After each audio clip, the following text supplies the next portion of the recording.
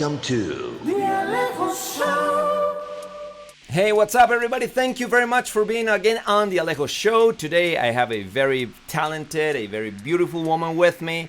Her name is Sara Betancuр, and she's going to teach us a little bit about her accent and her experience of English and many things that probably you're going to like them. Sara Betancuр, welcome to the show. It's a pleasure having you here. Hi, thank you for having me. I remember a long time ago you told me that you liked radio, so this is kind of exciting for you a little bit. It's my first radio show. Really? So I'm excited. But you loved radio. You wanted to be a radio broadcaster, didn't you? A long time ago, you do have this DJ kind of, wannabe feeling. But it's really cool. It's really cool. And you sound really good. Thank you. Thank you very much, Sarah, for being here. So, Sarah, you've been a teacher for how long? Over 16 years. 16 years. Yeah. But I would like to go where you started, because you started without being graduated or anything. You just said, I just want to be a teacher. No, actually, when I first started, my first career, my first degree is on international trade. So when I graduated, my mom was like, okay, you need to do something with your life. And I said, okay, the fantastic sure. question, like what are you going to do Exactly. with your life? But the thing is, the degree I had wasn't enough to get me a job. So she told me, well, you're good at English, you're not shy. And so why don't you try this? And she showed me this ad on the newspaper. All right. They were looking for teachers in a language institute in El Poblado called Alliance Institute. Okay. So I went and I started the pre-service training. But did you see yourself as a teacher at that time? No. Like, am I good enough to be a teacher? No, you know why? Because all my mom's sisters and my mom included are teachers. Ah, okay. And So that was not an option for you.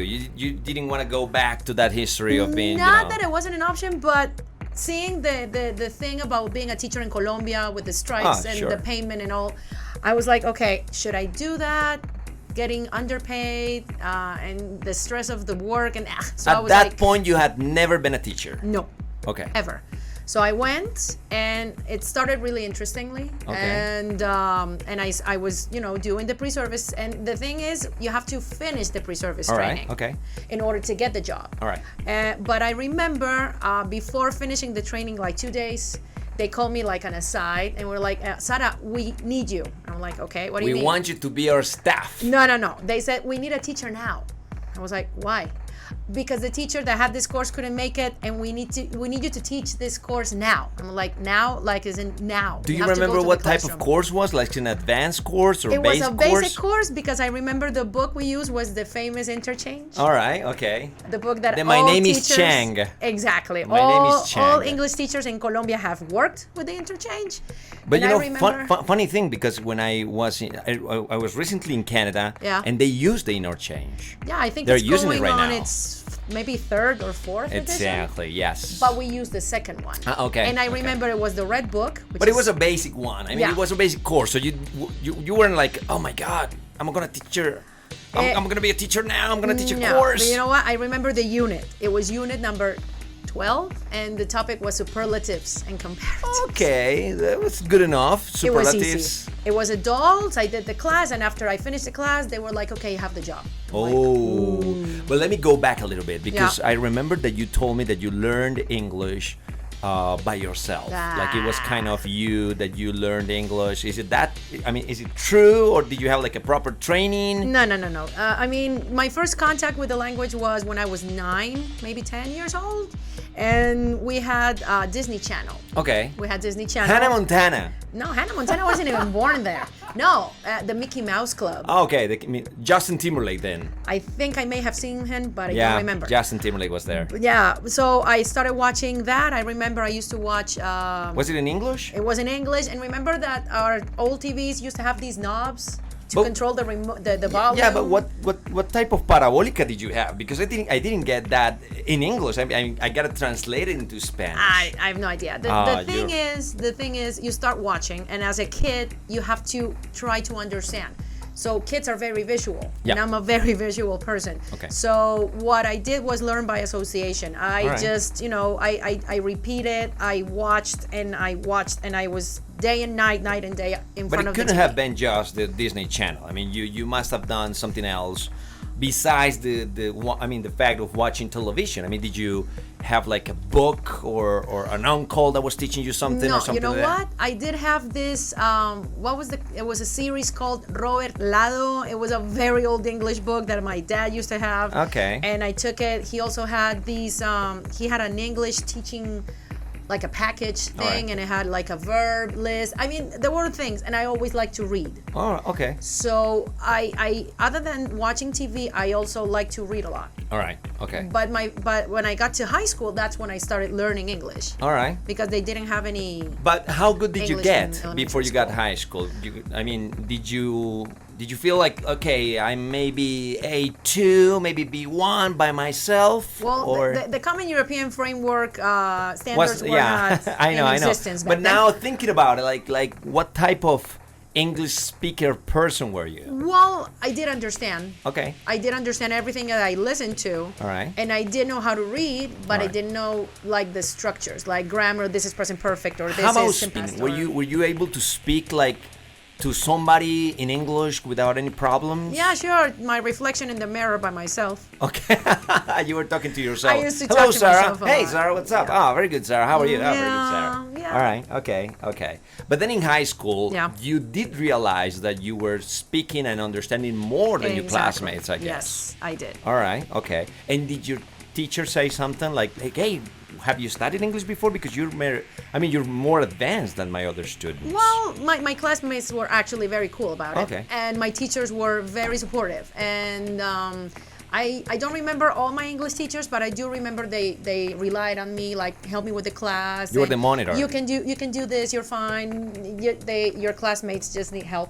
Okay. And I was very good at English. So yeah.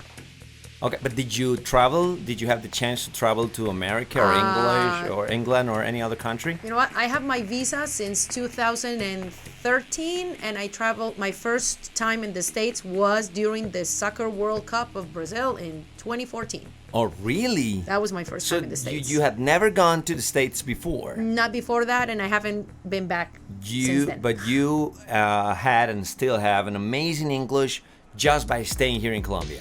Yeah, because I've been teaching for this long, and I have a lot of friends who like to speak English, and you Exactly. just keep practicing, and yeah. But you know what? I love that because, one of the comments that I receive a lot on my YouTube channel is, Alejo, I don't have any money. I live in Bolivia, I live in Yep. Peru, I live in Colombia. I don't have any money to go to study abroad, so my English is not going to be that good. And I said, you know what? I've met a lot of friends Exactly. that they haven't traveled, but they have this amazing English, and you're one of them. So you develop this accent, because that's the other thing, and that's what we're going to talk about a little bit on.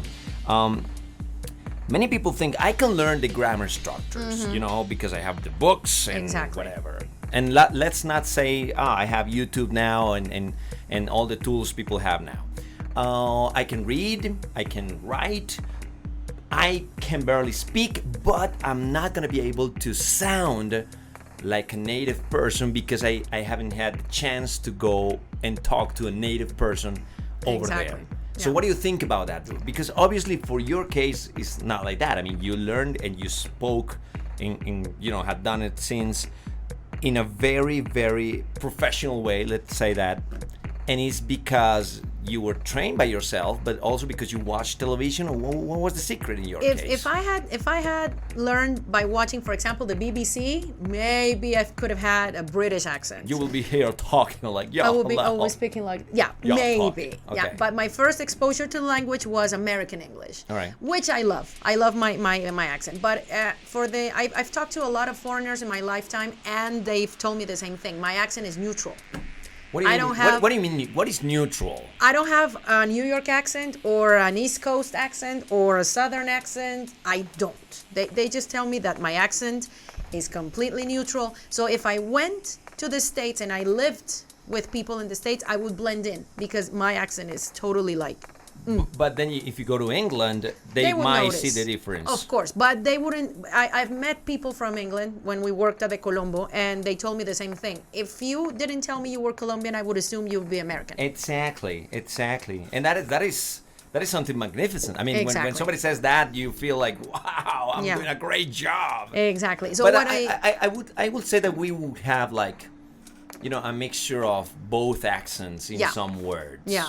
Like, for example, we have some words that are like British and some words, most of them are like American. I would say Exactly. that. So what I like to tell my students is that no matter what accent you have to get the message through. You have to All right. let the other person know All right. that no matter if you're from Antioquia or Medellin, Bogota, the coast, Pasto, you have to get yourself understood. And Okay. if people and foreigners have this really beautiful thing, which is they respect the accent no matter where you're from. And they're not gonna demand you like, oh my God, your English has to be perfect. No. But No. But people here are very self-aware of their accent.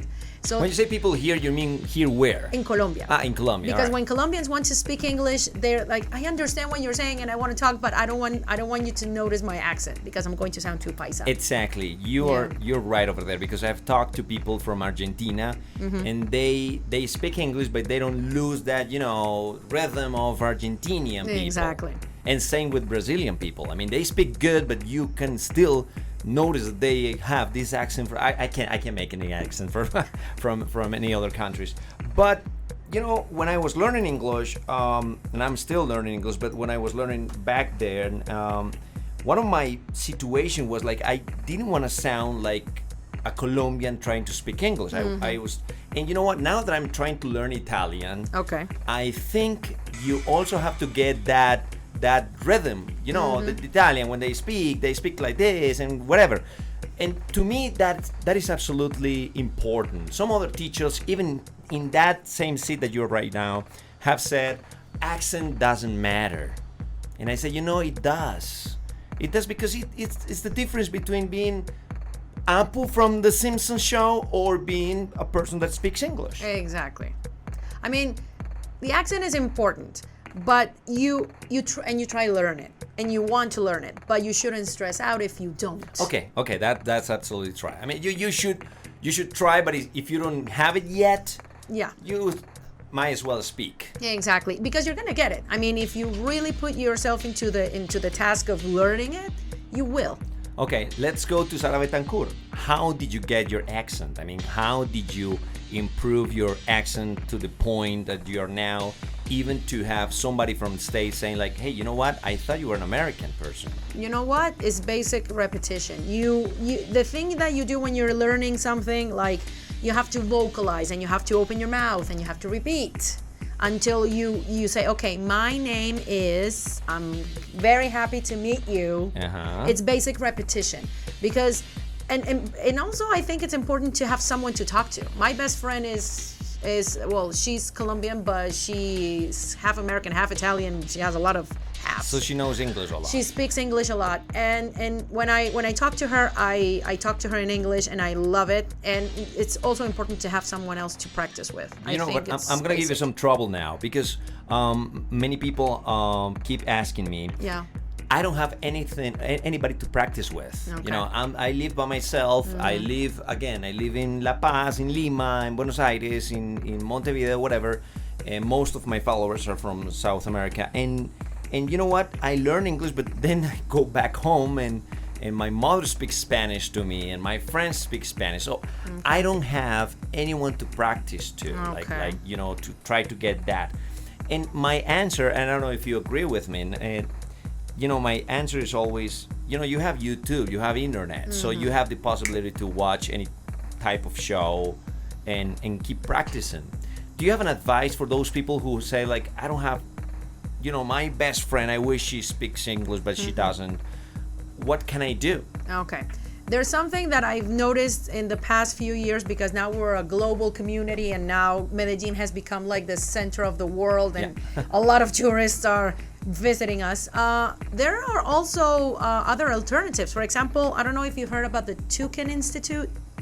No. They teach Spanish to foreigners, and it's right on La 10 in El Poblado. And what they do is that they have these conversation sessions. Okay. And they have foreigners who want to learn Spanish, and they invite people who, speak Spanish.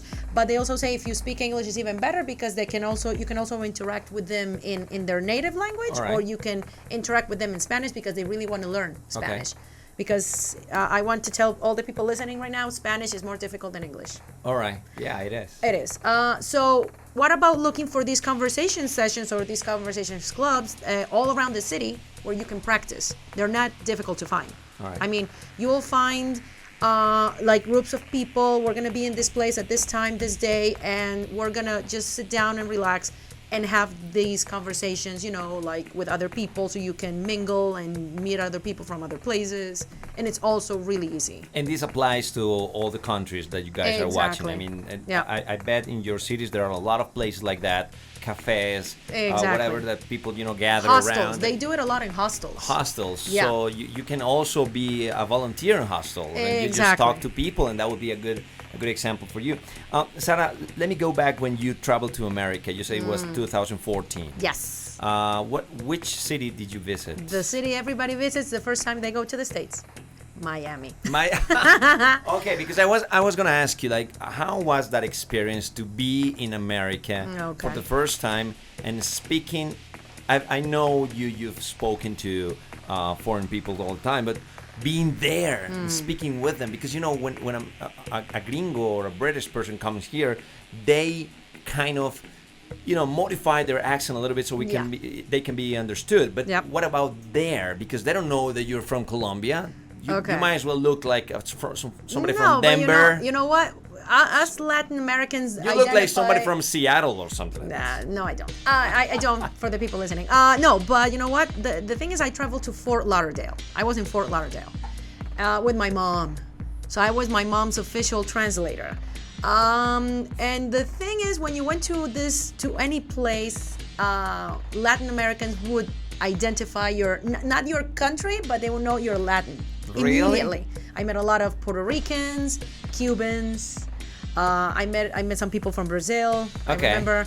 And especially in Miami, it's like the melting pot of exactly. America. I mean, everybody is there. So no, when I had to interact, that's when I felt the challenge, because Americans, as soon as they heard you speaking English, they would go blah, blah, blah, blah, blah. So you have to pay attention. Yeah. Okay. Did you feel like I didn't get that? I didn't get that word. So I'm a teacher. I'm supposed to understand everything, which is not true. I mean, exactly. We're not just because we're to. teachers doesn't mean we know everything. Exactly. That's true. No, but interaction was actually really cool because everything I teach my students, it's happening now. So I'm going to order some food. Okay. So how do I do it? I'm going to pay for something. So how do I do it? For real. This is for real. Yeah. I've been rehearsing this for like 13 years. I teach this to my students. I'm able to do this. This is my chance to do it. Yeah, exactly. You should have recorded that and then show it to your students. That'll be a good exercise. I should have, because it's actually like that's something that it's called. I don't remember. I've heard it in a class at college. But it's basically realia. That's the situation where you want your students. What was the word again? Realia? Realia. Okay. Yeah, you're put in a setting which is real, and you have to use the language in a real life situation. Okay. It's not like in a classroom when everything is controlled and I'm gonna give you a grade and you can sit down and everything's okay. No, just take whatever you know and use it. I'm going to ask you a couple of questions that my students have asked me. Yeah. And they said, teacher, do you understand all the movies? I mean, when you watch a movie without subtitles, do you understand the movie, or do you have to go back and see the subtitles again? I do if they are American English. I won't if they're British. So for example, you don't understand a movie like Snatch. Let's try Snatch. Okay. Remember Snatch? Yeah, I'm trying to think about a movie that is very British or Australian or whatever. Let me give you a real example. Braveheart. But I watched that in Scottish. Spanish. You watched it in Spanish. But try it in English, because it's Scottish English and it's so hard. Yeah. They have this accent that is so difficult to get. I'm watching a series called Outlander. Okay. And the leading actor is Scottish. All right. And when I started watching it, I'm not gonna lie, I loved it because the accent is beautiful, but it's Scotland in the 18th century. Uh-huh. So I had to subtitle it. I did. But you know what? every time I tell my students, relax, because you know I've seen series in Spanish that I have to use subtitles. Let me give you an example. I saw the Nicky Jam series on Netflix. Okay. And they speak Puerto Rican, and of course I didn't get anything from it. And that's pure I Boricua. understood. Yeah, I understood puñeta. That was the only thing I understood, but I had to put the subtitles to understand it. And I've been watching, you know, Seinfeld all my life, and I had to use subtitles because of the idioms and slang and all the things. Exactly. So the answer is you don't have to understand all the movie. It doesn't matter if you are. Exactly. And the thing is, we have technology now, so closed caption is perfect, and you just put the subtitles in and just let it go, because you have to understand that it's not about understanding 100% of what you're watching, but it's what understanding like the general idea. Exactly. And going back is fine, because you watch the whole thing and then you go back and you're like, oh, I didn't get that the last time. Okay, so I'm gonna watch it again. And I feel so relieved when you say that, because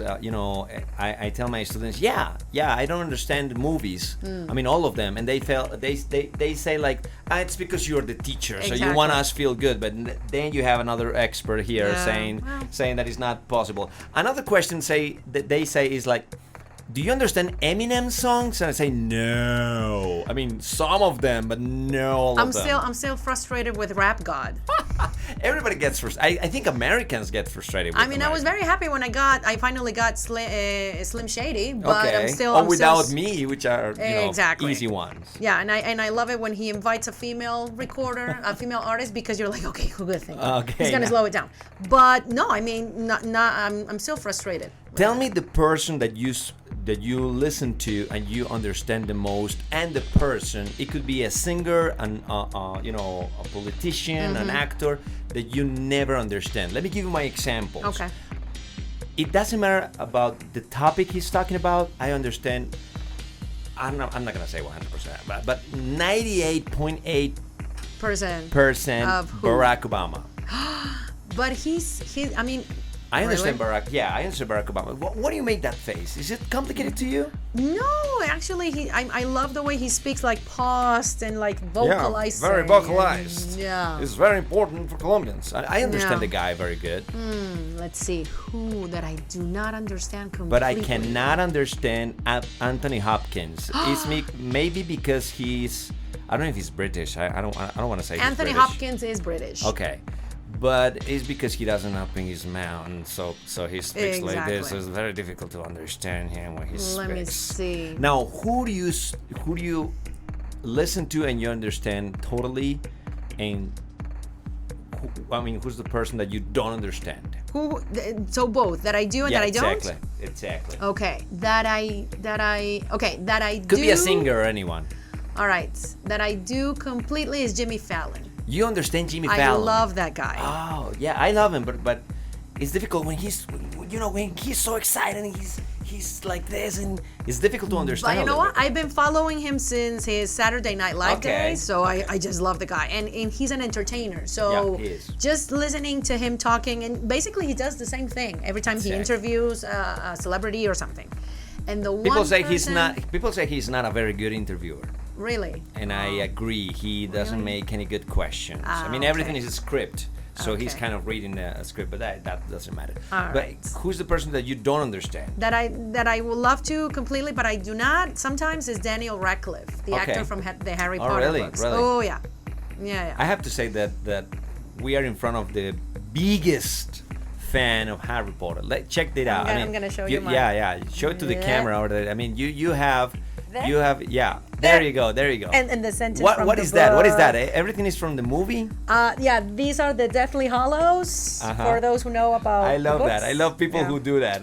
I'm not making fun. I really. And this is a line from the last book. From the movie? From the last book. Oh my God. From The Cursed Child. Talking about a fan over there. Yeah, I'm a big fan. What about I'm a hardcore fan. Twilight? Is it Twilight better than Harry Potter? Never. I already did my whole Twilight phase. Did you like Robert Pattinson as Batman?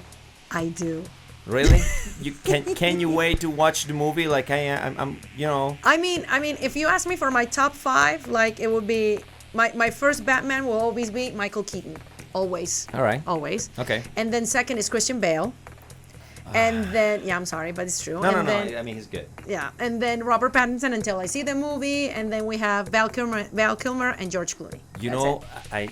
this is unbelievable because my number one, and I keep arguing with everybody, is Ben Affleck. Yeah. To me, Ben Affleck is the best Batman ever. Really? He's the first real Batman ever, like the comic books. The one that kills, and, the one that kills people and stuff.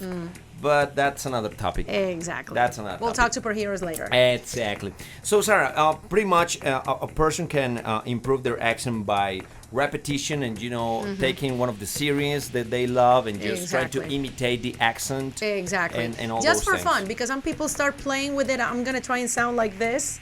And then they eventually, if they're, constant, they actually do.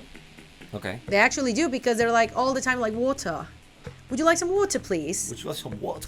And sometimes I get the accent, but keeping the accent is difficult because you will have to continue, like repeating and But it's possible. I mean, you can try. You can try. Yeah. But there are many sounds that are very complicated to people. Oh God, yes. Like for example, I've had students that are supposed to be advanced. Yeah. And they still cannot pronounce the TH sound. Oh, the exactly. sound. So because we don't have that in Spanish, that's the problem. Well, not in Latin Spanish, but if you go to Spain, Spain has that sound. That's why we get those books that the pronunciation of thank you, they put the zeta over there because that's the way they pronounce the zeta or the C. They say exactly. They say zapato, for example, and that zapato is the thank you we're looking for. Exactly. But not in Latin America. But I've had these advanced students, and they always say thank you, and when they mention the days, they say Monday, Tuesday, Wednesday, Thursday, and these kind of things. They have issues with the number 3. But though exactly, they say 1, 2, 3, 4, 5. But you know what? I think it's a cultural thing because when you teach your students and you say, okay, we're gonna practice, remember the sound, and they go, "Ay, teacher, lenguisopa." Lenguisopa, yeah. So, we all got a student, a classmate during the high school was lenguisopa. Exactly. So they associate that sound with a person who has, I think the term in English is called lisp. Okay. That's a lisp problem. Okay. And they immediately go like, no, people are going to think I have that problem and I'm lenguisopa. Okay. Let me stop you right there. For people who are watching this in any country that is not Colombia, lenguisopa is this type of people who hablan así en español, que tienen ese problema y hablan así, hola, ¿cómo estás? Así, muy bien.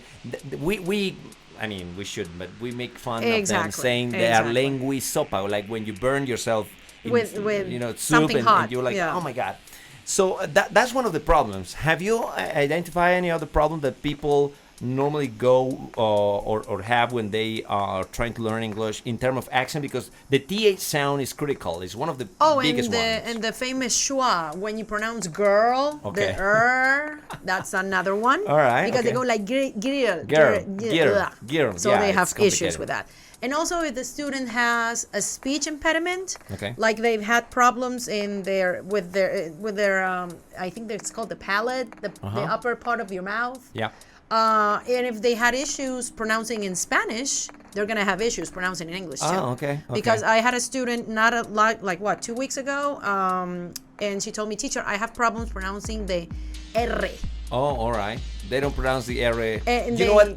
But you know what? I had that problem too. Really? And I realized that, I don't know, like 10 years ago. Okay. I'm 41. So imagine, because I was reading something in Spanish, and I noticed that if a sentence ends in S and starts with R, I have problems when I'm trying to read it. So I say muchos carros. You know, it sounds funny. It sounds funny, but I identify that, and I was trying to see if I had that problem in English, but I don't. And that's the thing. It's like, for example, when they tell you your tone sounds different when you speak Spanish, and then when you move to English, it sounds really different. It's the same thing. I had a student from Pasto. You sound the same when you speak in Spanish and English. Oh, okay. But I've heard people telling me the opposite thing. And I had a student from Pasto, for example, in the Colombo. And I remember when he spoke English, completely neutral accent. When he moved to Spanish, you could immediately pick up the Pasto accent. I was going to say that when we were talking about the Brazilian and Argentinian accent. All right.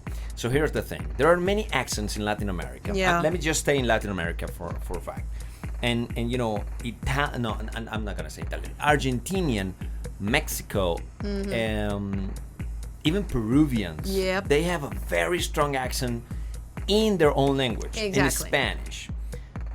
When they speak English and they are neutral, I have to say kudos for that. I mean, Exactly. oh my To God. completely neutralize your original accent when it's strong, that means practice. That means that you paid attention to, I don't want to sound too Peruvian, I don't want to sound too Argentinian, I don't want to sound too Mexican, I'm just going to, but it takes practice. But we have the same problem here in yeah, Medellin, but because you have to realize that Paisas- Paisa accent is very strong. Paisas is how people from Medellin are called, and we have a very strong S because we speak Exactly. like that, so that's the thing. Exactly. That's why the former president speaks like that when he was speaking, Yeah. my friend, and you know, speaks like this. That's why I tell my students, if he can do it, anybody can. It's if he can do it, anybody can. Yeah. Okay. Do you have any other recommendation for people? Because you know, they keep saying like, I want to have like a lot of tools when I'm starting learning English or practicing, I can get a lot of things. Do you have any other recommendation? The ones that you are giving your students? I think You what I have tell given? my students, I always compare, and I really shouldn't, but I tell them, okay, when you meet a foreigner and he tries or she tries to speak Spanish, do you see them ashamed? Do you think they feel like And embarrassed? they make a lot of mistakes. And they don't care.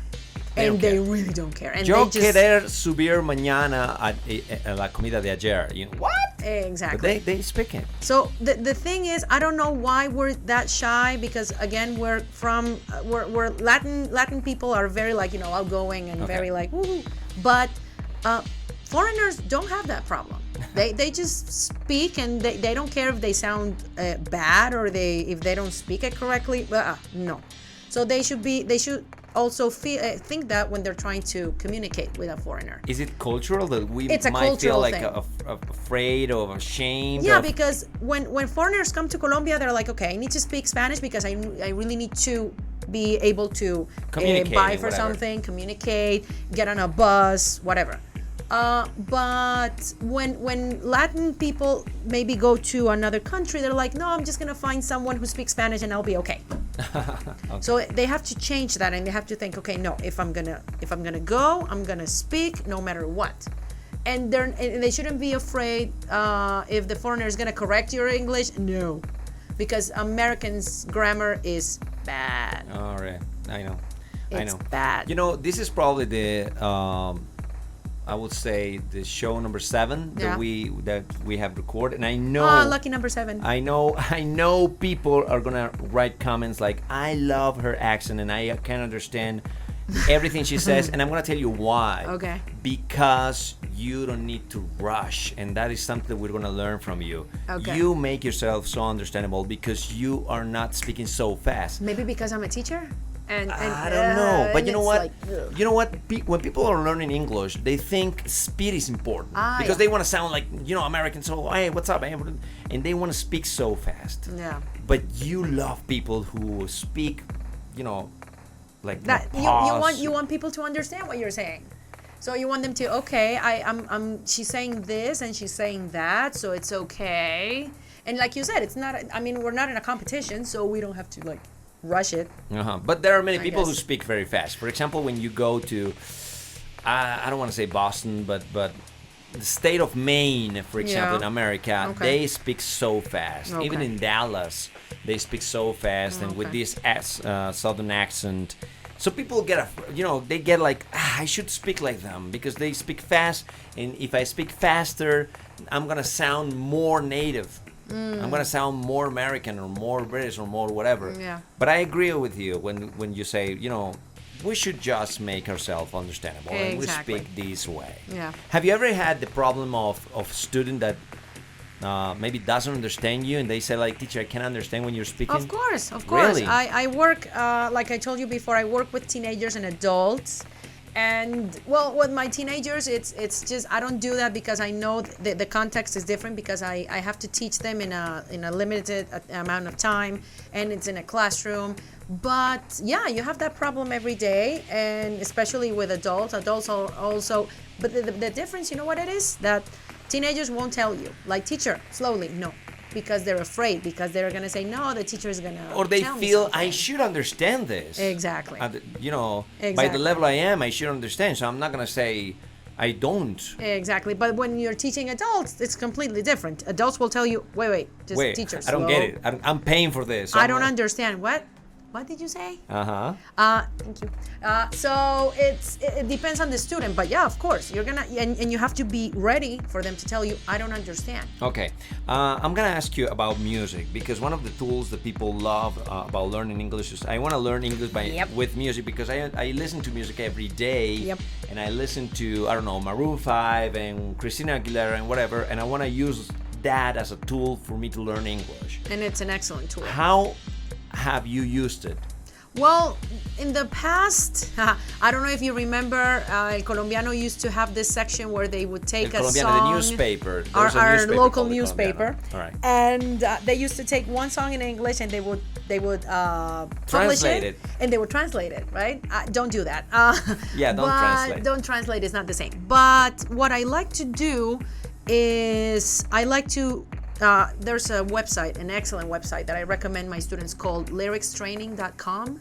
Lyricstraining.com. Lyricstraining.com is excellent. Not only because it has a huge database with all kinds of songs, but also it gives you the opportunity to practice and improve English in terms of listening and vocabulary. Right. So it has two types of exercises you can do, and it's fun, and students love just the thing about finding their favorite song and being able to play with it. It's really cool.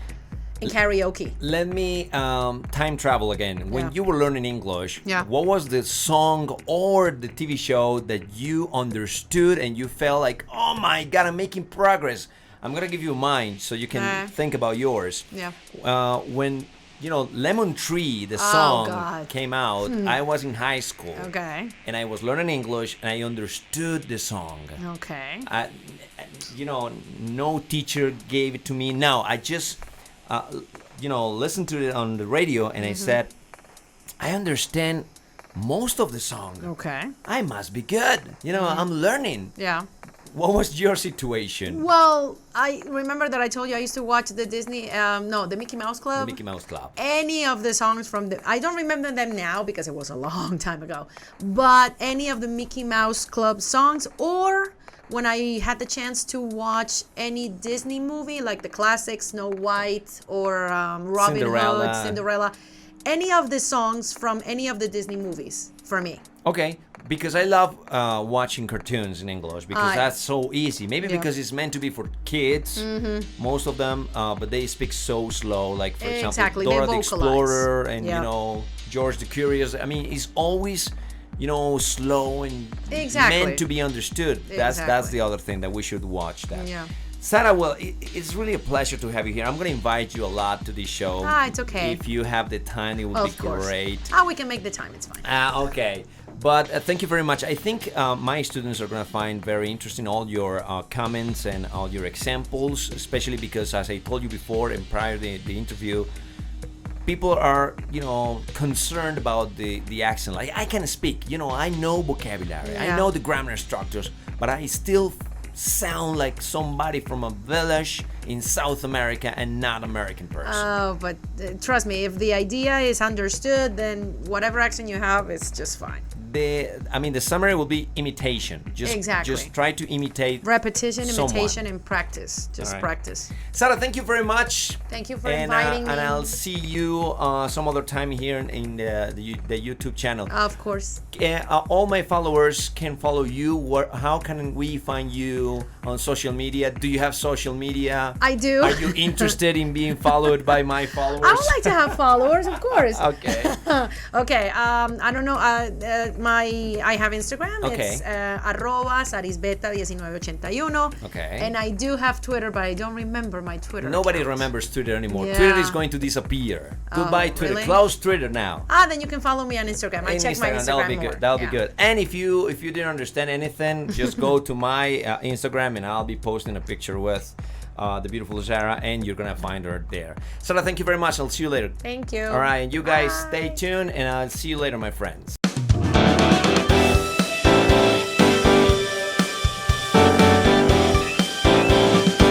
Welcome to Alejo Show.